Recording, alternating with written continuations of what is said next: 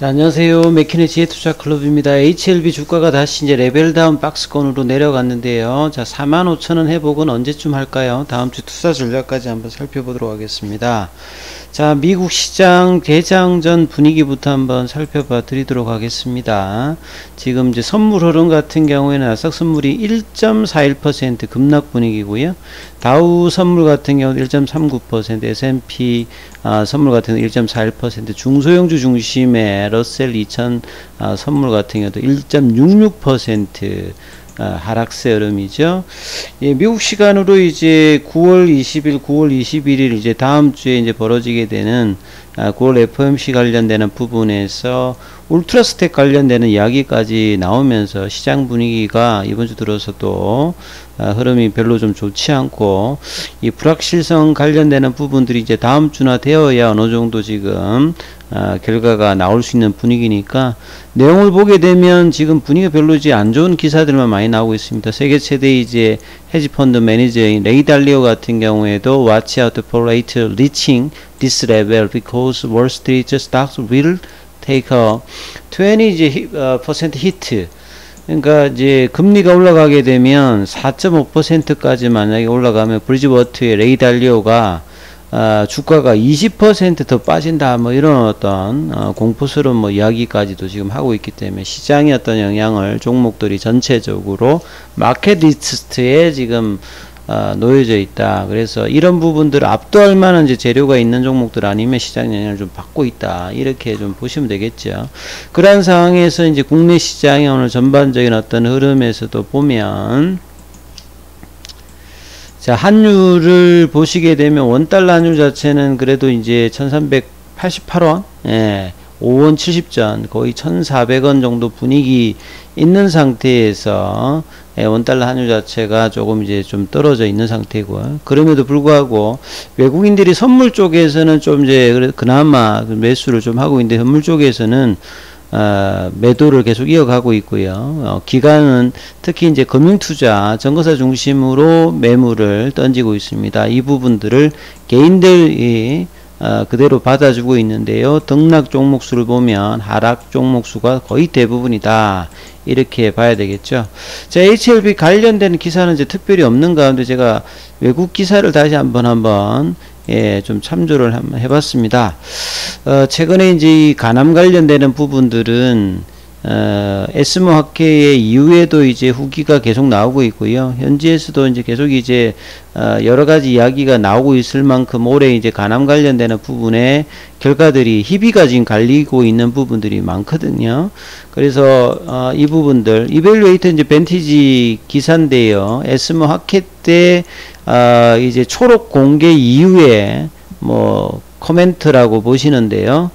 자, 면역요법이 2020년도에 이제 도입되고 난 다음에 간암 관련되는 부분이 기존에 이제 소라페니가 렘미바에 이어서 로슈의 이 아바스틴과 티센트릭이 이제 합류하게 되면서 이번에 에스모에서 간세포암 관련되는 부분에서 중국이 이제 바이진사와 노바티스, 이 부분하고 이제 항서제약과 이제 리보세라닌 관련되는 부분, 그 다음에 이제 머크의 키트루다와 에자의 렘미바 관련되는 부분들이 추가로 될지 여부가 해당 회사와 FDA가 어떻게 하냐에 따라 달려있다라고 딱 이제 메인 타이틀을 하고 있죠. 그래서 이 어떤 데이터를 가지고 FDA가 어떻게 해주느냐, 그리고 회사가 어떤 결과를 내느냐가 중요하다라고 일단 이야기를 했고요. 세 가지 에스모에서 이제 레이터 브레이킹 초록에서 나왔던 부분에서 이 PD1 계열의 중추 데이터가 각각의 장점이 있다. 근데 이제 베이진사와 노바티스 같은 경우에는 이제 소라페닌 대비해 가지고 비혈등성 관련되는 부분인데, 이거는 이제 내년도에 뭐 출연하겠다, 요렇게 지금 시도를 하고 있는데, 경쟁력이 항서제약과 이제 리보세라닌 관련되는 캄넬리주맘 부분보다는 조금 이제 경쟁이 좀 떨어지는 어떤 부분이고, 머크와 이제 에자이 관련되는 부분은 OS 값은 했습니다만 통계적 위익성을 확보를 못했기 때문에 신청은 안 할 거다라고 이제 이게 코멘트가 나와 있어요. 뒤에 부분에 보면. 그리고 이제 기다리고 있는 아스트라제네카는 이 간세포암 관련되는 부분에서 임핀지죠. 이 본래 이제 키트루다, 여보이, 옵티브 다음으로 이제 후속으로 이제 아스트라제네카가 밀고 있는 면역관문 억제제 PD1 계열의 이제 임핀지와 자체적으로 또 이제 타켓을 다르게 한 CTLA 관련되는 포억제제인 트레멜리무맘인가요? 이거하고 이제 병용해가지고 지금 이제 4분기 정도의 FDA 승인 여부를 기다리고 있는, 요거는 이제 면역관문 억제제끼리 이제 병용해가지고 간세포암 관련해서 이 소라페님 대비해가지고 이것도 이제 OS 값을 좀 느렸던 어떤 부분에 어떤 결과를 냈던 부분이죠. 그래서 어떤 조합의 어떤 결과들이 FDA와 해당 국가에 있느냐가 올해 굉장히 좀 주목해야 되기 때문에 여러 이제 제약사라든지 관련된 학회에서도 이 간세포함에서 핫한 어떤 부분이 있었습니다. 그래서 아스트라제네카는 이제 키트루다나 여보이나 옵디앱에 대해서 후속 주자이기 때문에 뭔가 이제 결과를 많이 내야 되고, 임핀지 확장도 좀 중요하기 때문에 이번 이제 히말리아 이제 실험 관련되는 부분에서 이번에 이제 아스트라제네카는 에스모에서 다른 어떤 이제 이 조합으로 해가지고요, 그 임핀지하고 트레멜림주맘 조합해가지고 다른 쪽에 이제 그 발표도 하고 그랬습니다. 그래서 넥사바 대비해서 OS 값을 3개월 정도 땡겼던 부분이 있는 상태에서 4분기 정도의 이제 FDA 이제 승인 여부를 기다리고 있는 상태예요. 그래서 회사에 이제 4월 달에 이제 우선 심사 관련되는 거쳐 이제 받들어졌기 때문에 이 날짜가 이제 박혀 있는 PD FA 이제 날짜가 이제 4분기로 될 것으로 지금 예상을 보고 있죠. 그리고 이제 그 넥사바하고 이제 기존의 렘미바, 에제 렘미바가 이제 1차 치료제로 가장 이제 표준으로 돼 있는 상태에서 이제 2020년대 로스에 티센트릭도 이제 이 아스트라제네카의 임핀지와 더불어서 후속인데, 디센트릭은 이제 이 간세포암 관련되는 부분에서는 허가를 이제 받았죠. 아바스틴이라고 하는 이제 신생혈관 억제, 요거는 이제 항체 치료제죠. 요런 어떤 이제 병용으로 인브레이브 150 시험에서 넥사바 대비해서 OS 값을 확 땡겨가지고 이렇게 어떤, 그리고 이제 실패했던 부분들은 이런 부분에서 이제 브리스톨 마이어 옵티보 같은 경우에는 낙마를 했다, 요런 어떤 내용이죠. 그래서 차기작에서 이제 이 항서제약의 캄넬리주맘과 티로신키나제 억제제 리보세라닌 관련되는 부분, 그래서 이 캄넬리주맘의 콤보는 여기서도 보면 이제 22.1개월 정도의 OS 값, 이 중앙값을 산출했기 때문에 가장 병용 관련되는 부분에서 가장 높은 수치를 기록했다, 이렇게 장점을 또 이렇게 코멘트를 해주는데, 뒤에 조금 이제 그 어조가 최근에 이제 그 HLB 홈페이지에서 회사가 이제 팩트 체크할 때도 나왔던 부분인데, 외신에는 이 부분도 좀 있어요. 그래서 보면 뭐라고 이제 코멘트 되어 있냐면, 여기서도 이제 그 임상의 진행 관련되는 부분에서 미국이라든 유럽 쪽에는, 왜냐하면 FDA와 회사에 했을 때 FDA에서 이 부분을 조금 어떻게 볼 거냐, 미국하고 유럽의 어떤 병원들이 포함되어 있지만 주로 이제 중국에서 어떤 수행되었던 이제 부분이 있다. 그리고 항서제약은 이제 미국에 존재하지 않는데, 이제 최근에 이제 루산나를 통해 가지고 글로벌 어떤 진출을 하는 어떤 부분이죠. 그리고 이제 캄넬리주맘도 미국에서는 허가를 받지 못했던 어떤 부분이고, 이제 2차 간암을 포함한 부분은 중국에서는 이제 허가받아 돼 있습니다만, 그래서 이제 진행한 어떤 결과를 가지고 1차 치료제의 임상 결과를 가지고 2019년도에 이제 FDA에서 허가를 해줬던 부분을 그 내용이죠. 그래서 이런 데이터의 어떤 이제 상호 비교할 때, 베이징 같은 경우에도 노바티스 대비인데 이것도 중국 병원의 비중이 크죠.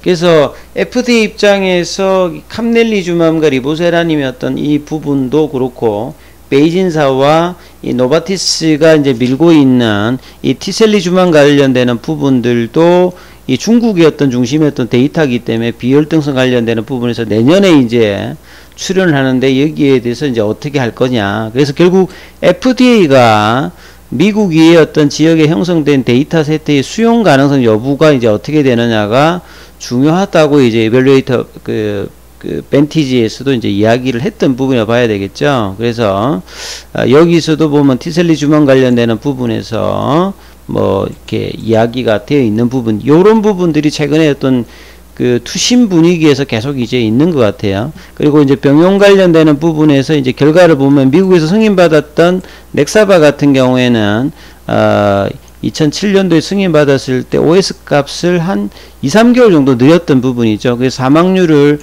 기존 대비해서 통계적 유의성으로 한 30% 줄였던 부분이고, 2017년도 이후에 이제 나왔던 렛미바 같은 경우는 보시게 되면 사망률은 그렇게 확 줄이지를 못했죠. 그래서 비혈등성 관련되는 부분에서 이 해저드 레이쇼도 0.92 정도밖에 안 했어도 이제 이 부분이 비혈등성으로 승인을 받았다는 거죠. 그리고 2020년도에 인브레이브 150 티센트릭 아바스틴 같은 경우에는 보시게 되면 해저드 레이쇼 비율가 0.58이니까 확 줄인 겁니다, 사실은. 그래서 여기가 지금 실질적으로는 1차 치료제로 지금 선호가 되고 있고요. 어웨이팅은 이제 미국의 어떤 허가를 기다리고 있는 임핀지하고 트레벨리주맘, 여기도 보면 OS 값을 한 2~3개월 정도 늘렸죠. 그리고 뭐 해저드 레이쇼 비율 같은 경우 이런 형태고요. 그 다음에 승인을 아직 못 받고 이제 있는, 그래서 이번 학기에서 발표가 됐던 캄넬리주맘과 리보세렌 같은 경우에는 OS 값은 뭐 거의 독보적으로 올라갔습니다. 그리고 해저드 레이쇼도 0.6이니까 이 티센트릭하고 아벤스틱이 0.58 정도에 준하는 어떤 이 감소를 보였다는 것이 좀 비교 대상이 되겠죠. 그러면 티셀리주맘 같은 경우는 0.85니까 훨씬 이제 캄넬리주맘과 리보세렘도 좀 떨어져요. 그래서 이 티셀리주맘하고 비교해 보면 캄넬리주맘과 리보세라님이 데이터성에는 상당히 이제 우위가 있는 것들은 분명한 부분이고요. OS 값의 어떤 개선 부분들도 그렇고, 그 다음에 이제 페일드에는 어떤 이제 스타디 옵티보나 키트루다 렛미바 같은 경우에는 요 해저드 레이쇼도 보면 떨어지죠. 그리고 OS 값에서는 이제 키트루다하고 렛미바가 여기도 20개월 넘었습니다만 이건 통계적 위성이 안 됐기 때문에, 그래서 이 리보세란인가 캄넬리주맘의 어떤 이 데이터 값에서는 우위가 분명히 있는데, 여기서도 지적하듯이 이제 데이터 값을 이제 FDA가 어떻게 볼 거냐. 그래서 회사는 이제 어제 이제 팩트에서 이 이야기를 했죠. 분명히 이 부분은 임상 이제 프로토콜 관련되는 부분에서 FDA와 리뷰를 통해서 이제 관련된 부분이니까, 이제 다음 달에 이제 프리-NDA 과정의 어떤 분위기나 회의록이 나오면 이 부분들이 이제 분명히 이제 반응을 보일 수 있는 어떤 부분이라 이렇게 보시면 될 것 같고요.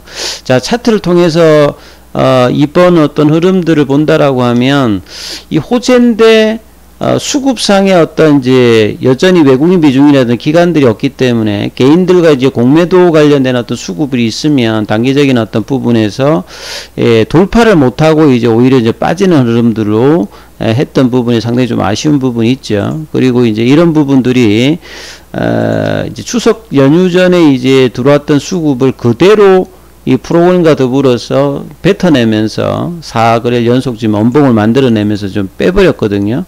자, 그래서 이제 공매도 관련되는 부분들이 늘어났지 않았더라도 오늘 좀 늘어났죠. 6.43. 근데 현물 관련되는 부분에서 장중에 이제 밀어내는 어떤 물량들이 계속 있었는데요. 그래서 이제 박스권 하나 이제 다시 다운그레이드가 됐습니다. 그래서 이 5만원대를 결과 이후에 장중에는 넘어갔는데 결국은 이제 종가로 못 넘어가면서 다시 이전에 이제 유상증자 관련된 어떤 흐름의 악재로 내려갔던 42,000원대까지 지금 내려왔거든요. 그래서 박스권 하단으로 다시 내려가느냐. 왜냐면 이제 다음 달 정도 되어야 이제 프리-NDA라든지 이뮤노믹의 이제 탑라인 발표였던 재료가 있잖아요. 그러니까 시간적으로 조금 있는 가운데서 이 박스권 하단을 지키면서 이제 45,000원을 올리느냐. 다음 주에는 이제 시장 분위기도 FOMC 이슈도 있고 이런 어떤 흐름이 있기 때문에 다음 주에 45,000원 윗단으로 다시 박스권 상단으로 올려주느냐, 아니면 4만원대 초반에서 유중 관련되는 부분이 9월 28일 기준이잖아요. 그때까지 옆으로 이제 행보를 한다든지 조금 더 밀린다든지 이 결정하는 어떤 흐름들을 다음 주에 결정하는 어떤 구간이니까 수급의 영향도 받을 수 있고요. 그 FOMC 영향도 받을 수 있는데 이 흐름들이 어떻게 또 결정 날지가 다음 주 가장 중요하기 때문에 이 부분을 좀 중심으로 투자 대응 전략을 좀 삼으셔야 될 것 같습니다. 여기까지 하겠습니다.